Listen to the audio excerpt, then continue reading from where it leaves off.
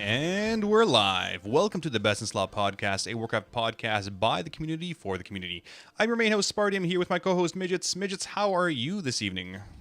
I'm doing great. This is sort of fun doing the podcast right after Guild Right? Survivor. I'm all hyped. So yeah, I don't know if you're being sarcastic and it's just like, let's get everything done right away, or I don't know. No, I'm being serious. It was a lot of fun. I'm really excited, and I did a better job at jumping than everybody else. Ah. I'm just saying. Yeah, you know, some of the outcomes from today's Guild Survivor, which we'll talk about next week, were a little surprising. I know last week's votes were really surprising.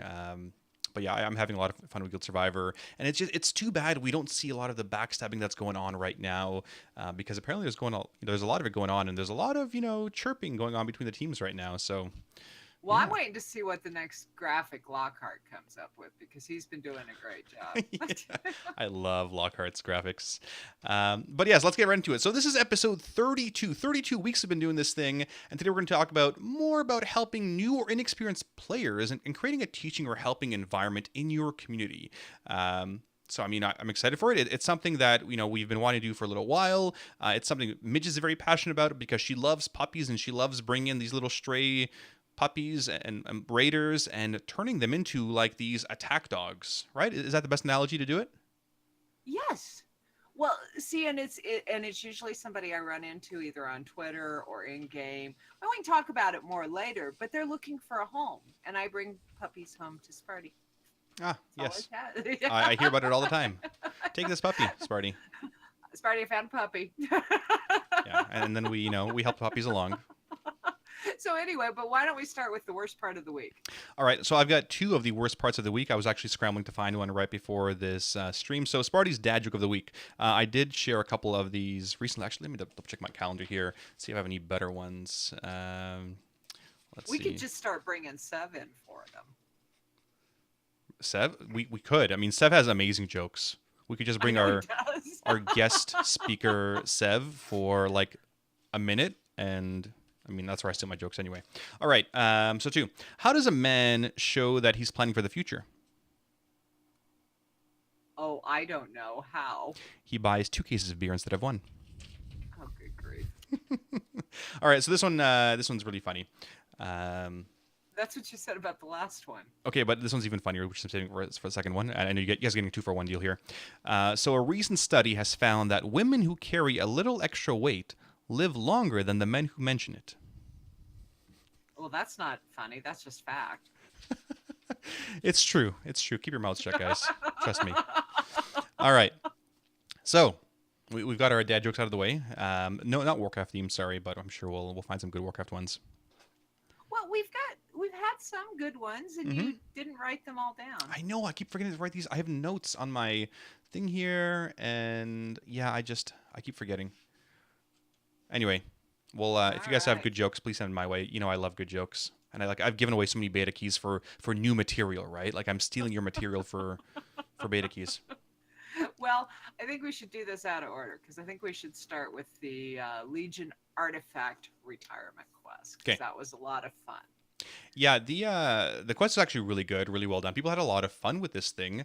So for those of you that don't know, hopefully you haven't been living under a rock, or maybe you were away for the last couple of weeks. The Artifacts Empowerment, or the Instability quest, is now live. Your artifact traits should be up to, it's maxed out at 126 now. Every couple of days it's going more concordance, or a higher level of concordance. So I think it's at 127 now, maybe 128. I haven't checked, which means characters are getting really, really strong procs. It's making raiding quite a bit easier in terms of DPS, HPS, all that stuff. For your raid teams, more guilds are killing bosses. I know my own second team, the temp team that we're doing with Zeros to Heroes, is now 4 out of 11 Mythic, which is awesome, from this ragtag group of adventurers or puppies to where they are now, which is awesome. And obviously these kind of buffs do help. And so, yeah, I mean, whether you were, 30 traits, or we're at 129. Oh, thank you. So whether you were at 30 traits or 80 traits or like 100 traits, you're now at the same amount, right? I think Firemancer said it best.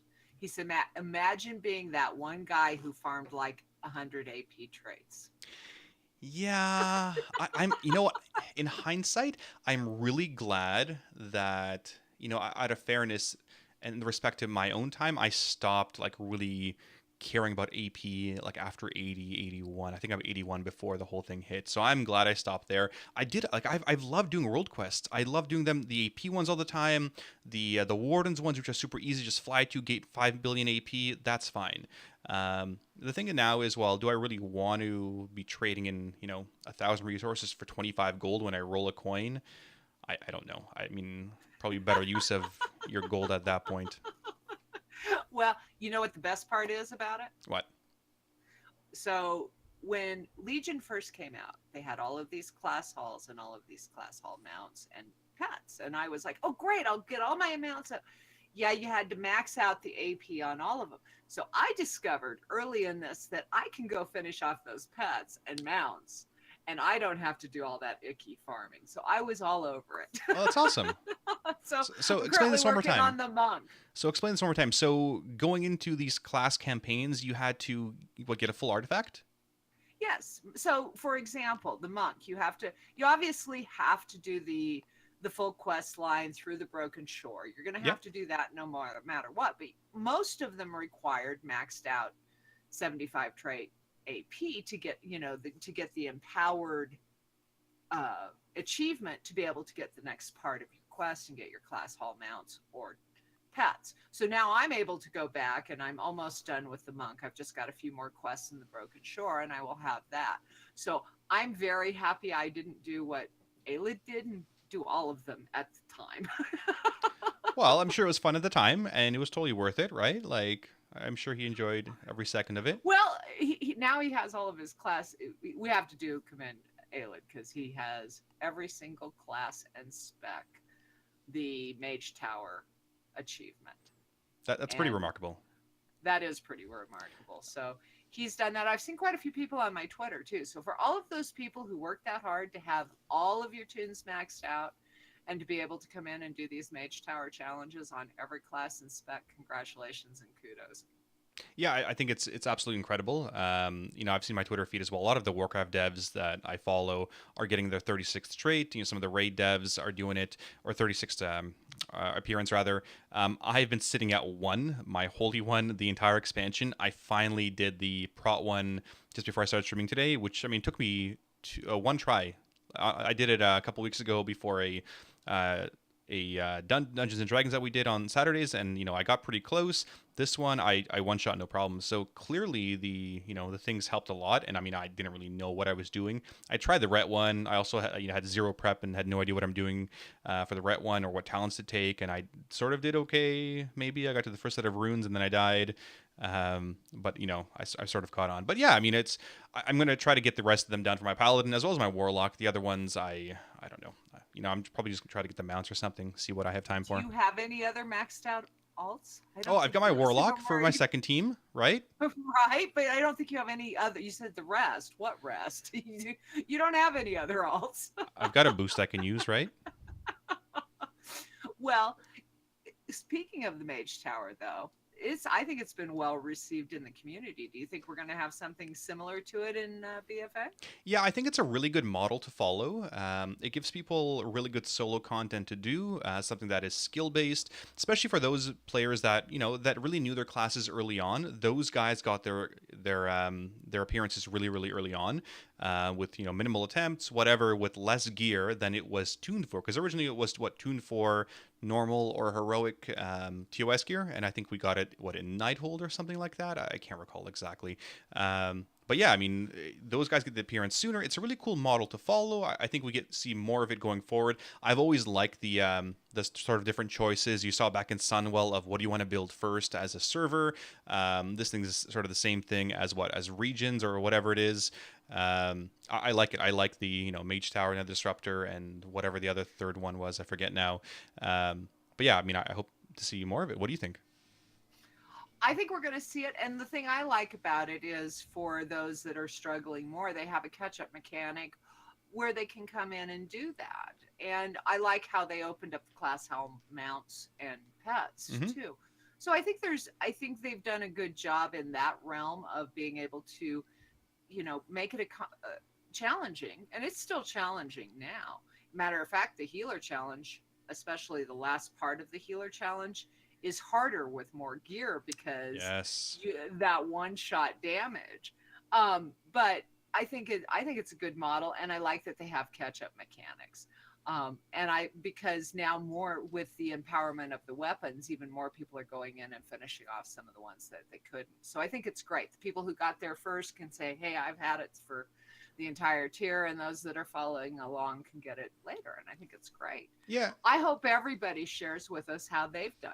Tweet us, or, say something in chat, because I know the Mage Tower has been fun. It was 43 days away yesterday, so 42 days away till the end of Legion. Mm-hmm. Yeah. And so send your screenshots when you get them. Sparty wants to talk. Yeah. Sorry, I do want to talk. No, I mean, for me, I mean, I'm happy to say, it took me 14 times for the Holy Paladin one, but it was super frustrating because my raid frames on Voodoo didn't show the stupid ghosts flying around, so I had to do, to change everything to mouse over macros for, for how I healed everything.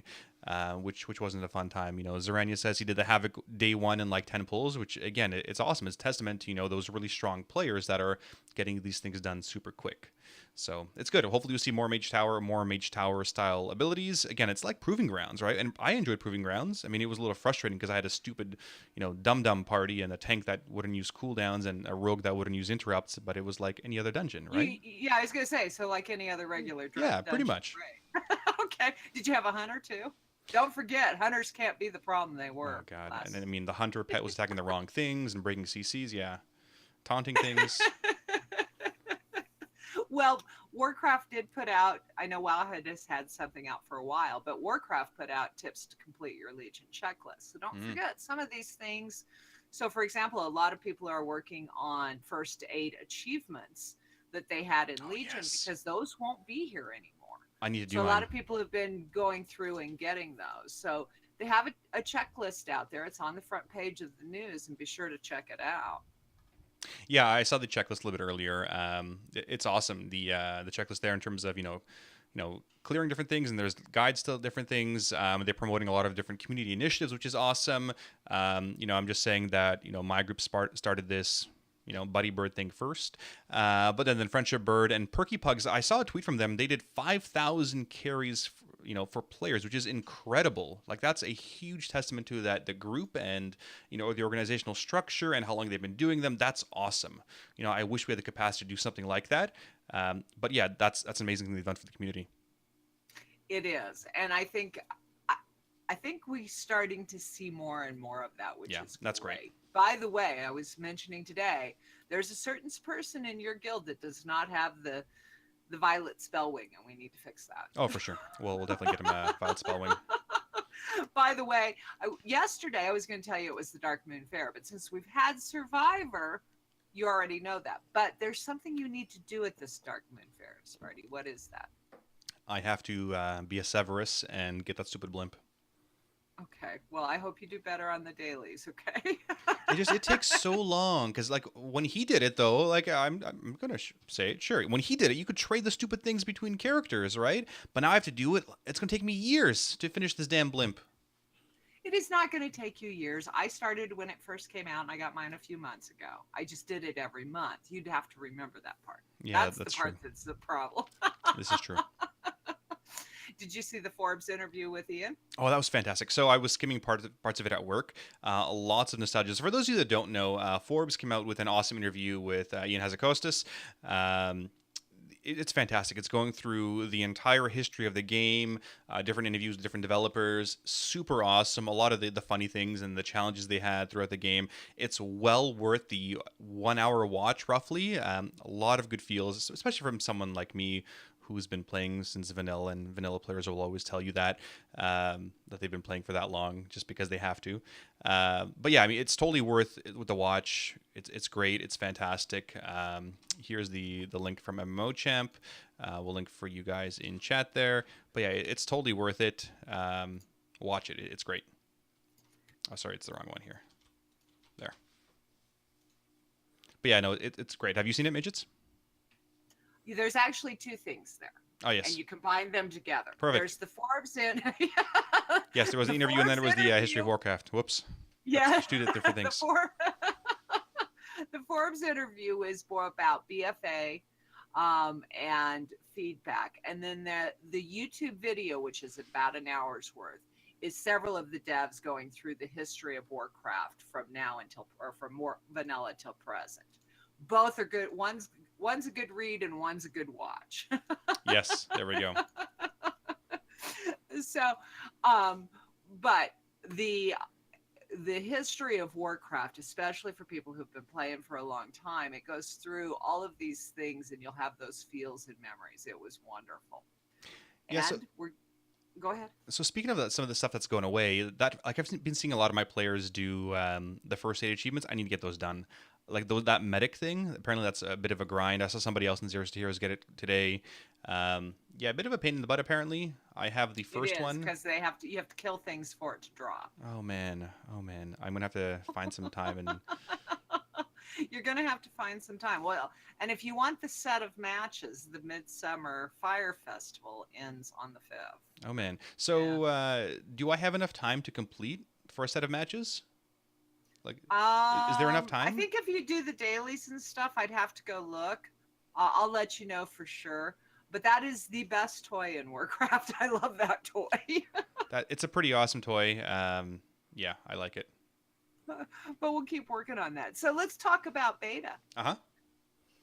See that the 8.0 is available in the background downloader. Do you have any ideas or speculation on when we're going to see the pre-patch? Yeah, I'm not sure what everybody else is thinking or saying. From our initial inclinations, our expectations in terms of what we were prepping for Argus mount farms and things like that, of what, when it may come and may not, as well as when expansion's coming, which is the 14th. We're expecting, because it's a sizable difference in pre-patch, July 16th, 17th. Let me pull up my calendar here. The 17th is what we're planning for pre-patch, which means what, Midgets? What's going away and what is staying with the pre-patch? So yeah, huge overhaul, stat squish, all that fun stuff is coming. But what does that mean for cutting edges, for ahead of the curves, for mounts?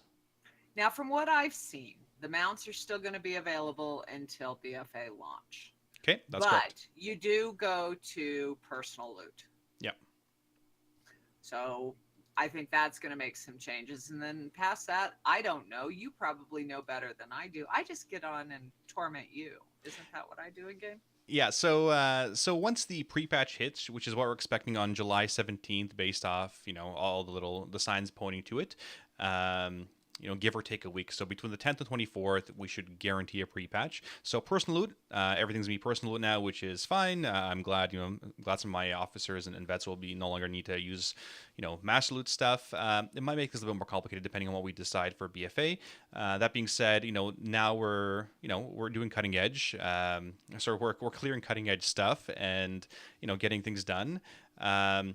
Chosen, I think, is going away as well. I think that's with the pre-patch, if I recall correctly. The title and the transmog thing.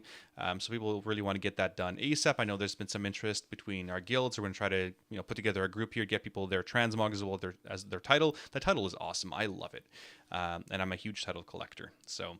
Yeah, I mean, that stuff's going away. The mounts will stay here until BFA, which is great news, because initially we were only planning the mounts up until, I don't know, mid-late June-ish. It's great to know that we have a few more mounts. We can, a few more mounts than we were expected to give out, and we'll see how we want to give out the last ones before BFA, because that's 1, 2, 3. I think that's 7 or 8 more mounts, 7 mounts, 7 mounts, something like that, which is great. And I mean, obviously, the other big thing is, now with all this happening and people want to get cutting edge, people want to get their stuff done. We'll be doing mythic sales as well for people.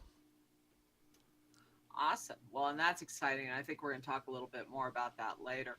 One of the things that I saw for sure that is changing in beta, and I don't know if it's coming out with the pre-patch, is they did a whole change to the World Quest UI. Mm-hmm. So all of our favorite add-ons from Legion, how it would automatically create the group. World Quest Group Finder.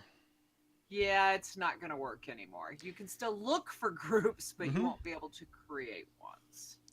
And apparently they took the spam out of the group finder too, which I have no objection to. Yeah, the nonstop clicking, you mean? That we were just sort of clicking nonstop and just crashing. We were crashing servers. No, I'm talking about the ones where they said you can't put sales in there Oh and yeah, yeah. I thought you meant the recruiting button and spam. everything else. Yeah, that kind of spam. Yeah, so on the first one, I've got a bit of a mixed reaction.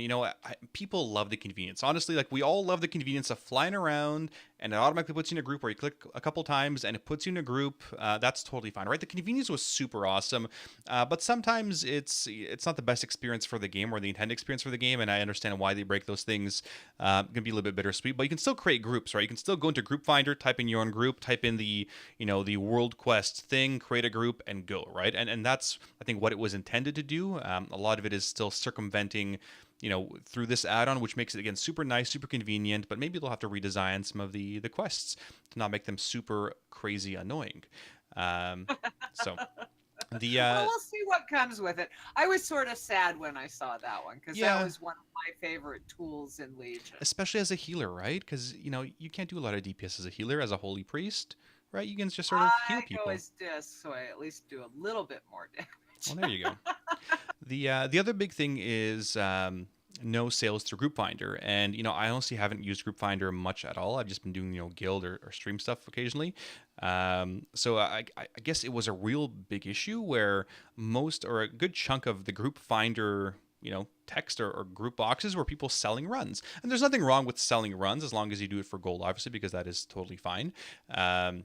But it was so inundated with these groups of people selling, 15 carries, heroic and Taurus, mythic and Taurus, all that stuff. It's not really the intended feature of Group Finder or Raid Finder, right? It's there for finding a group or finding a raid, not buying a run. And so really, do you add a checkbox or do you just eliminate it entirely? And they eliminate it entirely, which is fine because now you continue just using trade chat, and I mean, it just means I have to open up trade chat. Like I haven't had trade chat on in a long time because I know I turned it on today, and within like 2 minutes of me posting something, somebody was going on and off about the chosen. People were arguing. This is why I have it off. I'm gonna have to put it into a separate window because it clutters everything too much, and I can't see guild chat.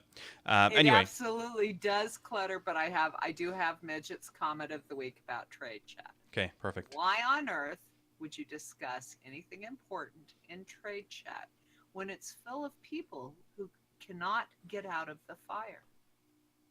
That's That right. goes for politics and everything else. Yeah, I mean, why would you discuss that? You have general chat for that, right? That's where people talk about those kind of things, not trade chat. Let the salespeople do sales stuff. And yeah, Oh, now wait a minute. I don't need the chat police. I really enjoy it when they spend hours going, you should be talking about this in trade chat. You should be talking about this in general chat. Just I'm the like trade. I'm the chat police. you're the fun police. I am the too. fun police. Just A saying. couple of the viewers are making really good points, and I did forget to mention this. So it does hurt cross realm sales. So some teams may not have a large avenue or a large population of players to choose from when they're doing sales. So for instance, if you're in a low pop server and you're trying to sell to other people, where there might be not be a lot of buyers on your server. So really, it was advantageous to do it. To advertise these sales through Group Finder, right? I mean, that's where it made a lot of sense for selling 15 carries or selling whatever. That being said, you're gonna have to use forums now. You're gonna have to use different whatever. I'm sure a website will pop up here very soon that is advertising these sales and carries for gold and what people want to do. I'm sure that's probably a really good business venture for somebody to do right now to advertise these runs. So Subtle suggestion. I guarantee it's going to happen. I just thought of it right now. I'm like, there has to be somebody jumping on this right now because that would be. Yeah, they'll just create a Discord for it. Or there you go, a Discord. Perfect. Right? Like they did with the Mythic Plus back in the day. I mean, There you go. I think that Mythic Plus Discord's probably still around, but there's so many Discords now, I can't keep up with them. Yeah, I know. There's so many. Yeah, of course, a Discord. Talking about websites like I'm a dinosaur. Yeah, we'll get you off the websites eventually. So we came across a couple of really cool guides. One of them's interesting. The first one, though, is from Wowhead, and it's how to use details. Now, I know, Sparty, that you've recommended that you just stick with the other one because it's less intensive and system resource hog. But details has become quite the tool within Raid. So there's one on how to use it. And I thought that was cool. Yeah, so to clarify part of it, so it's not that details was too resource intensive. Recount was super resource intensive. Scotto was the simplest lightweight add-on for what most players need to use. If you're the average normal heroic raider out there, Scott is totally fine for you. If you really want to look into the robustness of details, and it's really great for streamers because it looks really pretty and it's really customizable. It's like a really good raid frame. Where I mean, if you're a mythic raid, you probably should be using details. I'm super glad that WoW came up with this details meters new guide. It would have helped me so much in the initial iteration if it was out there when I was looking for it, right? And it still taught me a couple things when I went through this guide. I'll link it here in chat for people, but I mean, it's fantastic. It's really good. Take a look at it. Yeah, again, it's up to you though. I mean, if you want to stick to SCADA, by all means, go for it. This has some really cool things in terms of how to compare things, break things down, but teach their own. I mean, kudos to Wowhead and the people that are creating some of these awesome guides. The second one is White Fest, which to me looked very similar to WoW Analyzer. But I thought I would put it out there because I thought, another interesting site. I thought I would see what you thought. Interesting. I haven't seen Wipefest yet. I'm curious to see, since we just had our chat with Analyzer last week, what they think of, of this. But we'll see. Yeah, I'm going to reach out to, or I guess we'll reach out to Analyze and see what they think. But I'm sure they know about it at this point. But well, and I would be curious. Different purposes. We should probably take a look at it. Oh, for sure. Just because it talks about how you die and things of that nature. So it's interesting, and I know that, of course, Warcraft Logs continues to build on it. But one of the things that I really like with some of the changes that Wowhead's made is they're doing these kind of guides, which are incredibly helpful to new people coming out. Yeah, no, I mean it's great. Wowhead's bastion of resources and of knowledge and of guides here. I remember when it was just the old Alakazam website for those of you that are real dinosaurs when we played EverQuest, and that was the go-to site. And through the Zam network now, Wowhead's created and all these other places. But it's great to see that continued growth there by Proculia and her people. That are building these things. And yeah, apparently Whitefest was shown to me, back in TOS, and I completely forgot about it. Goldfish memory for sure. But I guess they might have gone through some changes since I've seen it, but I'll take a look again because I honestly haven't used it. He says it's more for raids, whereas WoW Analyzer is more for individuals. So the raid leaders out there may find it very useful. Yeah, we might have to take more of a look at this and see what we can do in terms of highlighting it. Because it might be something we do for Coach's Corner as well. Awesome. Well, we're going to go into Midgettes tweet of the week. And this week it came from a new Twitter member. And he's an adorable corgi. And he responded to Warcraft. And his name is Born to Arf. And so I fell in love. Born to Arf. Like Arf, Arf, Arf. Born to Arf. Just wanted to make you bark. Did you? I figured that. Okay, jerk. Sorry, go on. You're a jerk. So anyway, he did this cute little tweet and he responded to, he actually went and did the retirement quest and empowered his artifact too. I imagine it's a bone. And from that, however, the people who run this little Twitter, I found two new little things. One is a cool game, and one is a very similar to Simple Armory. Mm-hmm. It's all of the recipes, and the recipes you're missing. So for those that like to collect profession recipes. I like this. Yes, I like blacksmithing recipes. I'm a collector of those. You can go and see what you're missing and where to get them. So I want to give a shout out to I believe it's Cruth. I don't even know how to. I'm not going to even try. You butcher it. I'll let you butcher it. Cruithne. Yes, and she has a game called We're in Warcraft, and you get to look at the view, and then you have to figure it out on the map. I failed miserably, so there you have. We're gonna have to play this with the stream at some point. Yeah, no, I mean this is an awesome little game. If you guys haven't seen it, we'll play it for sure. Let me link it for you guys. But it's awesome. So I encourage you to follow our cute little dog, and His name is actually, I'm going to have to look at it, is actually Ruffles. And he talks to Warcraft a lot. And he's an adorable corgi. The So dog's name is Ruffles. Ruffles. That yes. is awesome. Ruffles. That is fantastic. I'm just going through this Twitter now, and this is friggin' adorable. This is like just Ruffles. This is amazing. The one with the artifact, little scenario with that's so well done. It was so well done, and many have followed suit. And we've now had many other of our Warcraft companion pets also going through the artifact retirement quest line. So it's been wonderful. For us pet collectors out there, these are some of the people you want to follow. That's awesome. So, moving on to, from puppies to puppies? From puppies to puppies, because Sparty, Midgettes found another puppy. So, what's a puppy? You talked about this born to ARF, and you did some dog barks, but what is a puppy, right? Like, what do you mean is a puppy? Like, it's this adorable little thing. Do you mean like a stray? Well, yes, sort of. They usually say something really sweet, like, I haven't been able to find a raid team. Or, I'm trying to get this achievement and my group isn't big enough. Or, the group's been struggling to get their friendship moves. If you remember the gnomes that I found. Yes, I remember the gnomes. Remember the gnomes I found, and they couldn't get that achievement, so we helped them get it. Mm-hmm. And it's creating and fostering and helping people and finding them a home. So I find these people that are like, I hate my guild, or nobody's ever on. Come play with us. We're having fun. So I found another puppy. But how do you create that environment? And the purpose of this podcast is, how do you create that environment while still supporting a rating and a progression rating for several of our teams environment?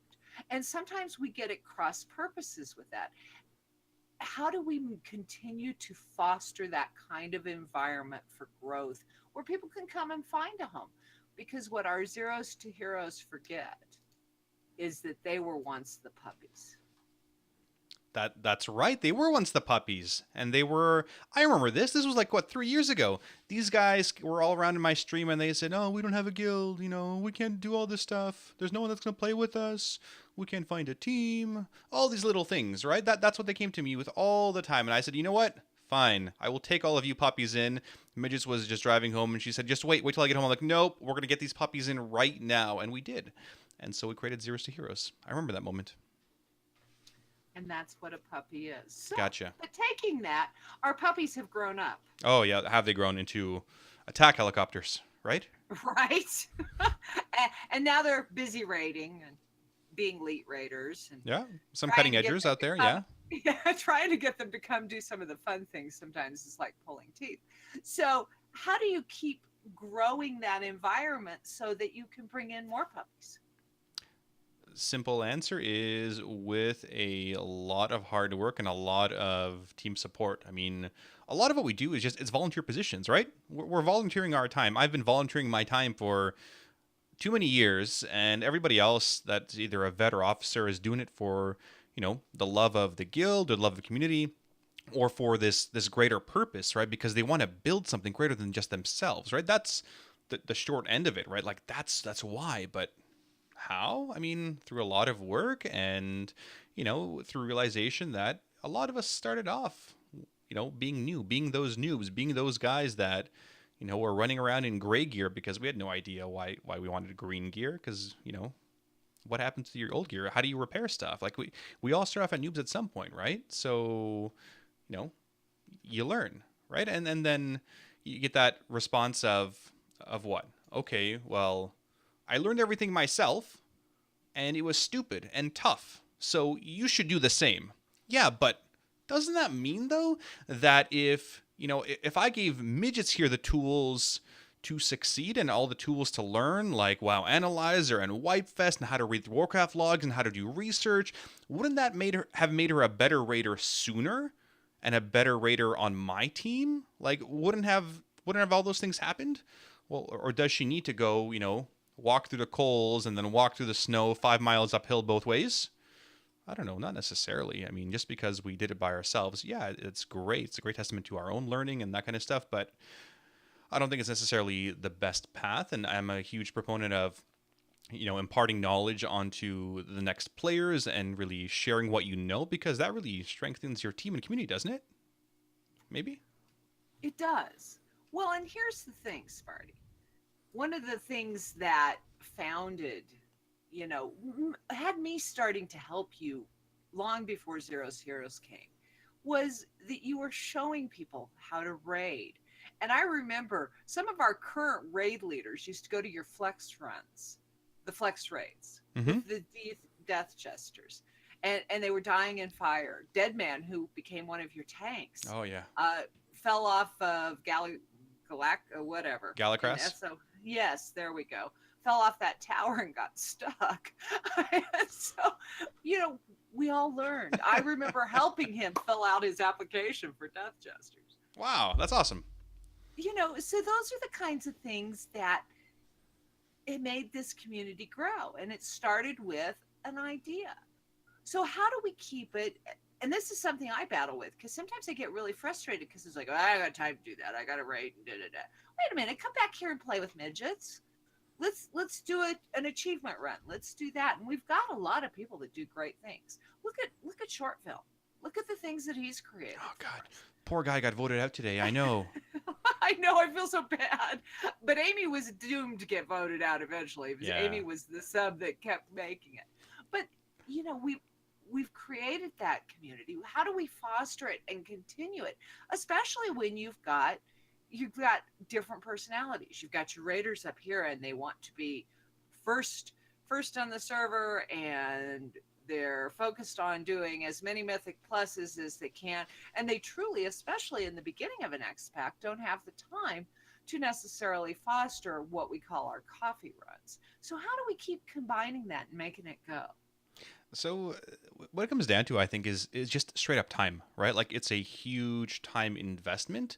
And you need to find the time and make the time to do those things, because, even on my end, you have to make the time to build the connections to your vets and to your members and to everybody else. And, I'm not always able to do that, right? But it's making the time for some of the things that are important, and you try to do your best.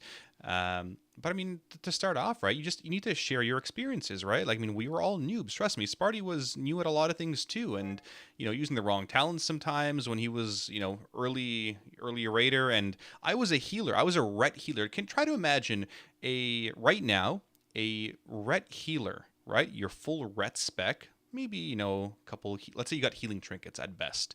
You have a two-handed Ashbringer sword, and you're trying to heal. That was me back in vanilla, right? And I was obviously just dispelling and attacking things and yelling at people to, not stand in the fire back then. But, like, we were all noobs at some point, and through a lot of experience and a lot of mistakes, we would learn, and we would find new tools, and then we would share them. That's the biggest thing, is you get these new tools, and you get new, raid frames, or new boss mods, or new weak auras, or new whatever, new ways to, to use these things, and you share, and you impart the knowledge on everybody else. And a lot of it is just leading by example, right? You see me doing it, somebody else will do it, guaranteed. Like, and that's awesome. You have great resources, you answer a lot of people's questions, and that's it. Like, it's about who you are. And part of it is just making the time, rather than like, okay, well, I'm just here to raid. Okay, that's fine. It's your prerogative, right? But I mean, you have to also bring the right people into the team that are hopefully going to make the time like you make time, right? For when we recruit players, we don't want players that are necessarily just raiders, but what else are you doing outside of game? Oh, you want to do cool stuff like Guild Survivor? That does nothing but fun, and you might win a couple million gold. Awesome, right? Like, that's kind of stuff you want to see. You want to do stuff like, carrying people through 15s, or doing, viewer raids, or playing alts with people, or playing on multiple teams. Awesome, right? Like, that's kind of stuff that we want, and you need to continue looking for those kind of players. Well, and don't forget Zerania's wonderful mechanics abilities document for the beginning of Legion. Oh yeah, I know, that was fantastic. So what Zerania did for a lot of the players, and it was so good, it was shared everywhere, was basically quick mechanic for each boss. It was a like 2 sentence thing of like what it does, what to do for it, and then a GIF of like a 5 second animation of what it did rather, for what it was done for. I can't speak. But like every single ability, every single boss made it super simple. You know, you've seen those short strat things on Imager or whatever, or fat boss guides. This thing was fantastic. It was straight to the point. This is the ability. This is what you do. Go next ability, and it was super short and succinct and to the point. It was great.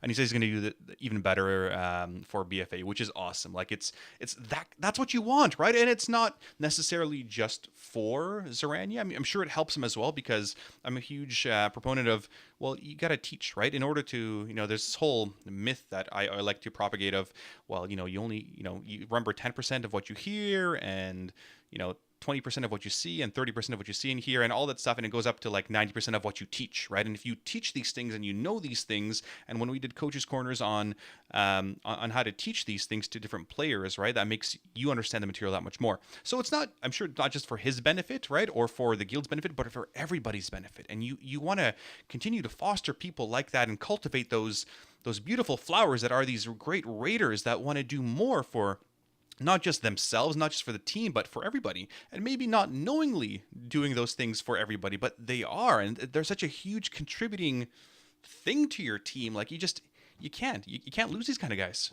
or girls. No, and we have a great collection in our guild, and we're so lucky. But I maintain that the guild follows the leadership example. And I think that jumps us into the leadership lounge. Oh, for sure. And, you know, I want to highlight a couple of the other ones. I mean, we've done plenty of achievement raids, and a lot of the Zeros to Heroes leaders now, which I guess were puppies before, achieve runs. They were puppies. Yeah. They're pandas. They're pandas. Whatever. They're, I logged on, I think Sunday or Saturday, you know, between my bouts of stomach flu, and I see all these achieves going through, and it was just, they were doing an achievement run. I don't know which round of achievements, but, you know, it was 20, 30 people doing an achievement run in Antaurus, which was awesome. Like, so many of them got their Legion rating. I don't even know what the achievement is. But it was great. It was great to see that, and, you know, kudos to those guys for doing those things and people helping out. I'm sure we'll do, you know, more rounds with Death Jesters. And like, it's not just, oh yeah, I don't need a Gul'dan mount anymore. I mean, but I'm helping other members or apps or whatever, because they should experience it too, right? And this is the kind of environment we want to continue to build, right? It's, you know, paying it forward. And I think one of my apps, one of my darling dear apps, said, hey, you know, if you guys don't have a, you know, sale run on Gul'dan next week, you know, I'll buy it. And we're like, and, you know, and I tried to be really puzzled in this. I'm like, well, why would you want to buy it? You know, we don't sell things to guildies. Welcome to being part of a guild and a family, right? Like, this is what we do for each other. That's sort of what's expected, because that's the environment we have, which was fantastic. So. But yeah, I mean, going to the Guild Leadership Lounge, yeah, I guess the Guild follows leadership example of that kind of stuff. And, you know, we've done things like Coach's Corner over the years. You know, we did a great thing. You guys won't remember this, but we did the whole AQ40 war effort. It was my guild that spearheaded this entire thing for the server. Not necessarily for us, because we, you know, it was a lot of organization, a lot of time-consuming stuff, and raffle tickets, and it was just craziness. But it's the leadership example, and it's not, I'm not, you know, tooting my own horn here. It's the leadership team, right? It's the vets, it's the people, the core people that have been around for a long time that are doing these kinds of things. It's us doing stuff for Christmas, right? Christmas cards. We do Christmas photos. We did a Zeros to Heroes and Death Jesters one. Mail them all out, you know, personalize them front, back. Like, it's awesome. Like, we get everybody's addresses, and that's what being part of a community is about, I think. I saw a great tweet by Panzer or Trade Chat, where someone in her guild was in a coma or in a hospital for a month, and they all banded together and raised some money, and then the guild leader and raid leader drove up or flew down to this guy in the hospital and gave him a Nintendo Switch with all these games. And like, that's what being a part of guild is all about. And we did the same kind of stuff for our players. We had a tank named Ethica. He, motorcyclist, you know, motorcycles, of course, you know, he had an accident, went through a windshield, nearly lost his arm, whatever. Well, it wasn't me. It was one of my veterans, which was a puppy. She was a genuine puppy that had zero experience, had crap gear. We threw gear at her. Her and her mage friend, Moonfax, so this was Kira, had next to no experience. We we took a chance on these guys because they had a great attitude and they interviewed well, and we're like, okay, well, let's give you a chance. Well, years later, they become veterans in my guild and, eventually an officer. And they're the ones that said, hey, we should do this for Ethica. And it was like pancake mixes and gift cards and all these cool things for him while he was in the hospital. And that's the kind of stuff that, we're all about. It's mugs, it's t-shirts, it's all kinds of stuff to be part of a community, right? And that's I don't know, I'm very proud of the community that we've built, right? It's awesome, and I don't need to be doing all these things anymore because a lot of these guys have have seen what it's all about and have really bought in to the philosophy of being in a guild and being in Death Jesters and being in Zeros to Heroes. Whether it's buddy birds now or friendship mooses or achievement runs, and opening it up to non-rating members. I had somebody message me earlier today saying, hey, are you guys selling 15s? I'm like, well, I don't sell 15s, but other people do. Or you could go talk to Iron Dan. He's doing carries. This guy was so happy. I'm like, okay, yeah, no problem. I mean, this is what we do for each other, right? It's, I don't want to take gold from a guildie, right? I don't want to do that. I want to see guildies happy because we're all part of the same family. Well, it was interesting because we've been doing the Sparty's Family Feud, and we may or may not use it in Survivor. And one of the questions that was asked was, what if you could bring one thing back to the game? What would it be?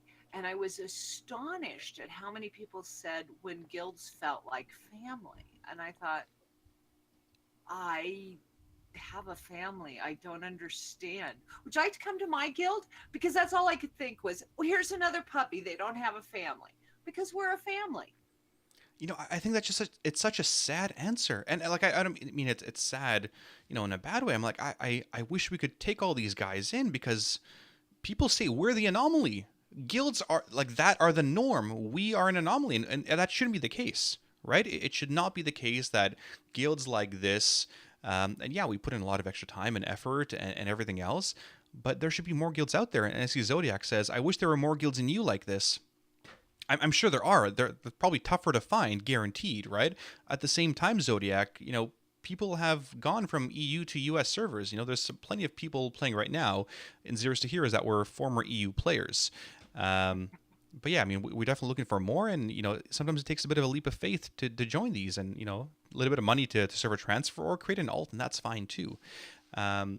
But yeah, I mean, I wish we could, what we should do? We should do like a video for like what these guilds and things are all about, and we need to just promote it, get short film to do a proper video of what is Zeros to Heroes, what are these guilds all about, and a recruitment thing. I don't know. I'd love to see. I told short film he should never show us he could do videos. You keep proving that. Well, and you know what else too, though? I talk about how our raiders, think about how many people are raiding right now 2 or 3 teams to help the new team that we're trying to get together started. I mean, we've got people that are raiding 6 nights a week to help Team Temp Name get going. God. Yeah, I know. And so it continues to grow. And we've got one raid leader that wants to put a raid leader mentoring program. We've got others that came up with this beautiful document that we have now. And if you build it, they will come. And it's because, and it's not perfect. There are days when, you'll say, hey, you want to do a 15, and nobody responds. There's 50 odd people on, and they probably don't want to do a 15. Sorry. Or they're all in their own group, and that's fine too. I'll be the odd man out, whatever. But and we have our fights, but we're family, and we care, and we know when things are going on, and it's a great environment, and I wish everybody could do it, and I want to keep building it. I want that everybody that joins our veterans and our officers to come up with, there's been little things with some of the newer members to our veteran teams where they go, no, we can just do this. We don't have to charge for it, or, this isn't about, or we can come help. And it's wonderful, and it's great to see. So we want more. If you're like that, you're like-minded, come join us. I'm going to bring in more puppies. Okay. Well, I mean, bring those puppies in any time. And, I mean, that's a huge point that you made. Some people are raiding 6 days a week to do this stuff. I mean, I raid 1 day a week. I raid Tuesday. We clear it in, under 3 hours, no problem. And, right now, like this is a great time for raiders or for mythic raiders that are clearing stuff because we get a lot of downtime. It's awesome. We can do stuff like Guild Survivor, play other games. And I remember back in World's Journey we had a lot more time. And yeah, you know what? Right now, some days I just want to be playing other games. I want to be just relaxing or doing some, some housework or just or whatever, right? But Wednesdays and Thursdays now I've dedicated to helping the second team start up, right? It's growing. I mean, huge shout out to Heppy and then some of the other guys that are really stepping up. But this team is now growing. It's now 4 out of 11 Mythic, and it's, I don't know, it's awesome. Like people have grown and they've gone from these raiders that a lot of them didn't know anything to they're more core players, and they're getting better and better and better. And a lot of these guys are people who are helping on our alts, right? Like we're there on our alts until this team really gets started to get those things going. We had to continue getting mounts for everybody. I mean, I'm watching all of these people take their teams back and go get the gold Dan mounts. Or yeah, that's it up awesome. to the guild and getting them the achievements, and those are the kinds of things. Starry Skies has been with us for over 2 years, and she says she's very quiet and she's very casual, but it's her home for good. Those are the things that I love to hear. Yeah, they don't need to be raiders. They don't have to be raiders. They can be fishermen. They can be professional people. They can like doing pets or mount collectors. We've got a little bit of everything. So Sparty, how do we help other guilds do the same thing? A lot of it is cultivating that team, right? We've always been about building that core and building that leadership. With one of our vets that wants to do a raid lead mentoring program, it's about succession planning. It's about all those things going forward. It's planning for the future, right? It's planning for those 2 beer cases instead of just 1. It's you got to bring in new people, and yeah. Part of this stream, Midgettes is just blatantly advertising zeros to heroes, and so am I. Just join the guild, join the group. It's not about making this guild team stronger. I'm generally happy when I see other people happy, and I want to see people succeed, and that's awesome. I feel very proud now that I've got my daughter, and when I see her grow up and do new things, I'm very proud, right? Like we have fun stuff outside, but yeah, you just need new ideas, new growth. You need to foster those ideas and then allow them to really grow. What that means is when people have ideas, it's not an issue of if this is a good idea and whether we should implement this idea. It's okay, how and when, under what circumstances should we implement these ideas. And you know what, sometimes you don't have the time for all these ideas. Like I know with my own team, with the Zeros to Heroes teams, sometimes it might take me a couple days to get back to them because I'm just so inundated with everything, whether it's family or work or whatever, and everything is just put on a list for me, and I'll go through these things as I can. But again, it's leading by example. It's, well, if you want your community to do this, I'm not saying just join my community. I'm saying, well, do it with yours. That's fine. Lead by example. It takes a lot of time, right? If that's what you do, people will do it as well. And like Midget said, if you build it, they will come. You got to do those things, and sometimes it's building community that is more than just raiding, right? Whether it's PvP or whether it's transmog stuff or pet battlers or guild survivors or whatever, right? Or RP stuff. People have RP nights, and that's fine. Do whatever cool ideas you have. If somebody else thinks it's a cool idea, probably worth doing. Like, absolutely do it. So yeah, those kinds of things are what you should be doing. Encourage that kind of helpfulness between your guild members, right? It's, inspecting what you expect to do. It's all that stuff. Well, how do you do both? Because we have a fair amount of very, very competitive raiders, and we're seeing that in Survivor. Yeah, we do. Well, I mean, look at these guys, though. I mean, you look at some of the, and I'm going to pick on the Death Jesters guys here. You look at some of the DJs, which are, fairly high-level raiders. Some of these guys could be in top U.S. guilds, no problem. A few of them top world guilds, no problem as well. And here they are stuck with us. And why? I mean, these guys are, they're really good players. They're really, really awesome. But they're also really good people, right? People that are top parsing guys. They can be nice people. They can be good people too. They don't have to be that typical elitist, jerk kind of mentality. They can be, good players and good people and have the right philosophy to do it. And part of it is, again, just recruiting the right people. And it's tough. It's extremely difficult to recruit those kind of players and continue to build that. And sometimes those players don't necessarily have all of that to start, right? They may not have that super competitive edge or may not be able to mash all of their buttons. Sometimes it's, they can do those things, but they don't understand the philosophy behind some of those things yet.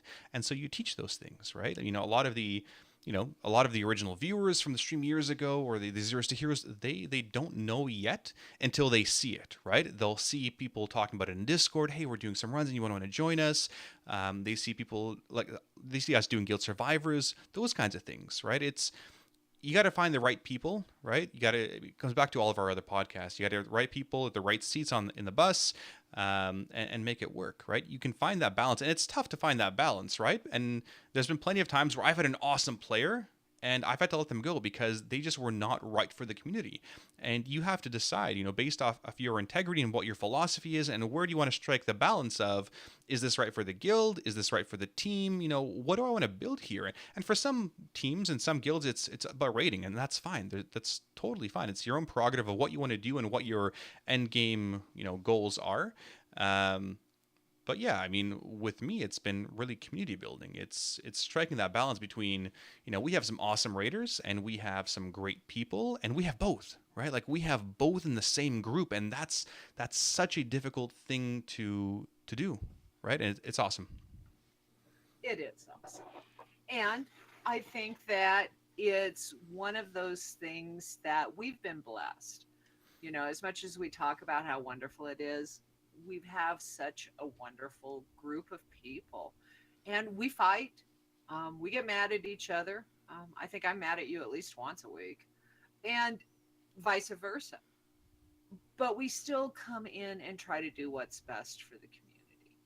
And if you've got those kind of members, cherish them, because it isn't just a game. It's our hobby. It's something we spend a lot of time on, and we have fun playing with each other. And I would much rather go into a raid with people that I enjoy than people that are just going to down bosses. I want my cake and eat it too. I want both. Oh, 100%. And that's the thing that it comes down to. I want to be playing with people I enjoy playing with, and I'm not going to be stressing over or losing sleep over and that kind of stuff. And it's straight to the point. It's transparent, and what you see is what you get, and that's what we're all about, and that's what I've always been about. So yeah, so going to the puppies, are there any specific, I know I talked to you about this earlier. I'm like, well, what puppies did we have? And then, are there some specific puppies? I seem to recall we sort of started the podcast because when you asked that question, I thought, well, the entire guild. Because almost everybody that comes, and there's people that come and go, they come in and they don't get involved or they don't get to know us, but the people who stay and get involved and start doing some of the fun things and getting to know people, every one of them came in looking for a home, and they found one. I don't necessarily have anything other than that, because I could sit here and name the people in our stream. I could start with Thal and Miranda, who have been with us since day one. They've all come in, and they weren't just puppies. They came in and they were wonderful, wonderful people to have in the guild. And they make my time fun. If I didn't have, for example, speaking of puppies, I know that Thal and Miranda need to get one. And if I wasn't able to have that kind of conversation and jokes, the game wouldn't be as fun. Miranda burns steaks. We've got Yazer. He's our emoji guy.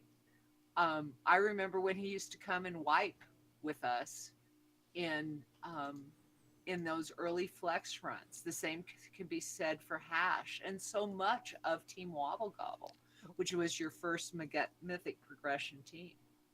We've got an entire guild full of puppies, and they're all growing up. So I need new puppies. So first thing, so Yazer wiping with us or wiping us? Well, he wipes us now. Okay, just to be clear. That was a huge example of the puppies that we had. Number two, I had a giant smile when you were talking about puppies. We should do as a guild? we should like get them a puppy because that's the best gift ever, right? Getting somebody a Right, pet. just give somebody else a puppy. Getting somebody else a pet. Here you go. We're gonna name it ourselves. Ruffles. Ruffles. We like ruffles. Yeah, So where do you want to close off on yeah, this? yeah. 'Cause we And have a couple of closing. We want to close this topic, and there's a couple other things I want to talk about. yeah, so and just to finish off on the whole like puppies, I mean, yeah, all these guys were puppies. Going into it, the first raid team in Zeros to Heroes 3 years ago was supposed to be just like, yeah, I'll just do a raid team, normal heroic, mythic, never the intention, never. And I even sort of discouraged it initially. I'm like, no, we need to be more of a community thing, not really a raiding guild. And eventually they're like, well, we want to do mythic. I'm like, okay, puppies, go for it. And now they're cutting edge, right? And now they're farming, Argus and getting all that stuff, which is great. And recruiting. And recruiting, and like it's a great raid team. And now there's 7 raid teams, right? There's 7 raid teams from heroic to mythic, everything in between, different raid days. It's huge, it's awesome, and I wish there was more of it. But I guess if there was more of it, then there'd need to be more volunteer leaders, which we're always looking for more help with. And there's always ways to help out. So yeah, I mean, all these guys were puppies. Going into it, it was everyone took. Even some of the best Death Jester raiders took a fair amount of mentoring. Right? It's we have a great mentoring system in Death Jesters where we pair up members to apps and we have them go through logs and ensure they're fitting in, and ensure they're having fun, and they're sure they're not feeling lonely and that kind of stuff, and they have a buddy to talk to about whatever. And that's sort of what we want to do, right? It's all of that, right? It's going back to the real life stuff of, sending each other packages in the mail. And I remember, back in vanilla, because this was still a thing, I would be chatting with guild members. And some of them, were going through stuff, some really tough stuff. So I'm like, here's my phone number. You call me. And they did call me. And I was there, many evenings, and, people didn't know about that, right? It's not something that was public. That I shared, I guess, up until now or whatever. It was stuff that was between me and the guildies, but that's the kind of people we were all about. So really, to close off on this whole subject, it was, you want to really encourage an environment of this servant leadership, right? That, we're there to serve each other and to serve the guild. And the objective is to really foster an environment to enhance the growth of others, right? It's not to enhance my own growth and get me mounts and get me parses, but to increase the growth of others, which increases achievements and personal involvement, right? It's how a guild becomes more than just a guild, but a community and a home. And remember, it's not what the guild can do for you, but it's what you can do for the guild, right? That's what it ultimately comes down to. And that's been my philosophy, throughout the 17 years now of guild leading, right? It's not what the guild can do for you, but you can do for the guild. And the ultimate question every single time you make a decision is, what is best for the guild? Well, and I'm going to add into this because for those who have been listening and for those that have been around, we know that Death Jesters had some challenges this year. And I have to say that I've never seen a better example of people coming together from Zeros to Heroes to Death Jesters to make it solid. And one of your new members posted in chat these last week's rankings from Warcraft logs. Mm-hmm. And when it came from execution, Death Jesters was number 1. Yeah. And I think, and I was like, hey, this just goes to show that what you put into it ends up with a great result. And I can honestly tell you that the people who stepped up and helped were some of your hidden gems. And I've never been prouder of the guild than I have been in the last, when you guys did your re-kill, and they're now to one night clears, and now you're making the front page of Warcraft logs as the guild with the best execution. Wasn't about speed, wasn't about progress, it was about execution. So let's keep doing it in BFA. Well, I mean, that's freaking fantastic. Like the screenshot that was submitted, I don't know, earlier this week. Death Jesters on top with, I think, Blood Legion third and some other guild second. I can't see the screenshot. But yeah, I mean, it's awesome. It's something that I've been, trying to instill in these guys for a long time, and to have the number one world execution ranking, because, I mean, yeah, we're not doing sales, but at the same time, for guilds that are still clearing bosses and still doing all that stuff, to have the highest rank still. I mean, we're still number one here. Linear, DNO are second and third. Some other teams are up there as well, but I mean, that's awesome. Like, that's a testament to players playing well. And yeah, guilds have struggles, and guilds, restructure, and guilds, have ups and downs, but to have this guild go to where it is now, right, through the challenges and adversities it's faced, you're right, a lot of those hidden gems, a lot of those previous puppies have now stepped up because we invested a lot in them. And look where we are. I mean, it's hard to find a prouder moment in the guild history than the last few months. It's awesome. I mean, with that, I mean, I guess we can shamelessly advertise we're doing Mythic sales now. If you want to talk to me, I'm happy to give you our prices in gold for Mythic sales. No mount, because we're still giving mounts to guildies, but we are selling Gul'dan mounts and that other stuff. Just message me. I'll tell you the gold prices. We don't do cash prices because that's against TOS. So yeah, so gold. I also can't advertise in the group finder, so we're doing it on podcast. We sort of do our own thing in these podcasts. I'm not sure we have what they would call a stereotypical podcast. Yeah, whatever. We do our own thing, and I enjoy it. Exactly. All right, guys. Go ahead, midgets. I think I'm going to say goodnight and go see Ruffles and play that new map game and check out the recipes I don't have. I think we'll do it right on stream afterwards yeah. All right, guys. Thank you for watching. Have a good night. Be excellent to each other. And as always, live your life heroically. Have a fantastic evening. Have a good night.